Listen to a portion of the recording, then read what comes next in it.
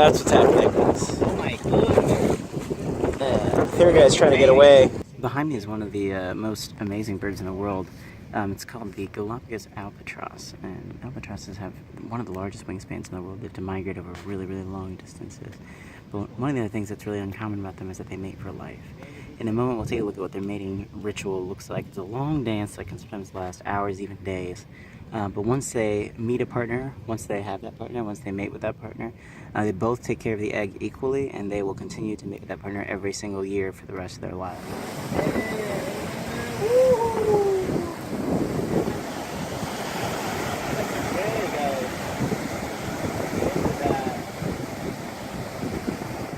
Behind me, you can catch a glimpse of a male and a female albatross. Because they mate for life, they spend a lot of time picking the right partner. And they have this really elaborate mating ritual that involves a lot of pecking and a lot of this kind of weird play with their beaks. One of the things that you'll notice about them too is that they can spend the entire day just kind of messing around with their mate, making sure they're the right one. And sometimes you'll see 3 of them together because 2 of them are kind of testing out whether or not they're the best candidate for another mate, and the other one is trying to make a decision about it. That dance can go on for a long, long time before they make a decision about who to mate with.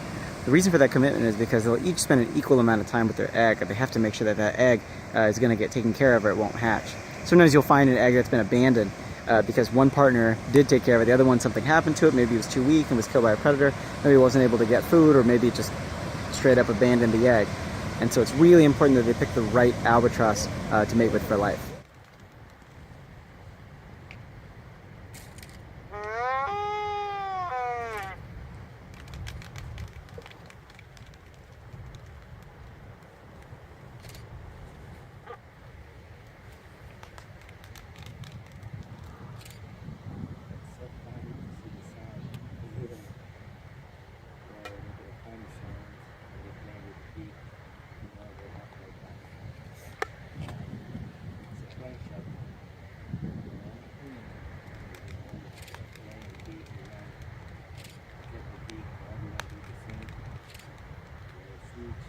So I know you guys are going to laugh when you hear the name of this, and believe me, I did the first time that I heard it. But this bird is called the blue-footed booby.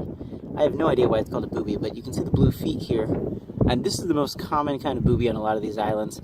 And the blue feet, actually, I thought they were born with it, but it turns out that they get these blue feet from what they eat. They eat a lot of sardines and other kinds of fish that give it a blue pigment in their feet. So they don't really have it until they're about 3 years old.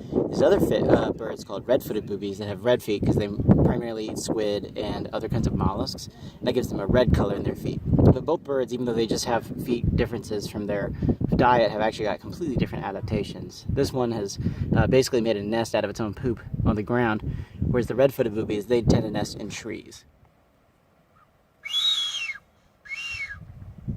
That's good.